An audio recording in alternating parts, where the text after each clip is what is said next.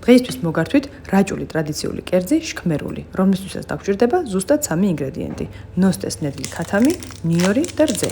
რძე შეიძლება შეიცვალოს წყლით. დამატებით ნებისმიერი სხვა ინგრედიენტის გამოყენების შემთხვევაში ეს უკვე კლასიკური შქმერული აღარ იქნება. ქათამი კარგად უნდა გაირეცხოს, გასუფთავდეს, ჩამოეჭრას არასასურველი ნაწილები, აუცილებლად გაჭირთ მკერდის მხრიდან, მოაჭერით კისერი, კურტუმი, გამოშიგნეთ, გადაატრიალეთ, შემდეგ გახსენით ძვლებში იმისთვის, რომ მიიღოს მაქსიმალურად ტაბაკის ფორმა, შემდეგ გარეცხეთ, კარგად შეამშრალეთ, მოაყარეთ მარილი ორივე მხრიდან და შემდეგ შეგიძლიათ გადაინაცვლოთ გასკურასთან.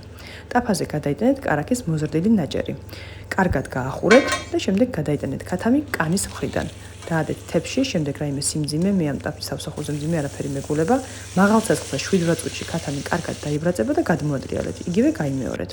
შემდეგ იმავე ტაფაზე გადაიტანეთ მარილთან ერთად ჩანაყული ნიორი.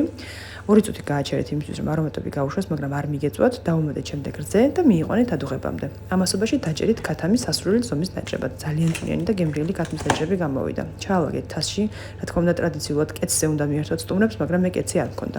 მოასხით შემდეგ ნივრის და რძის соуსი და გემრიელად მიერთვით თონის პურთან ერთად.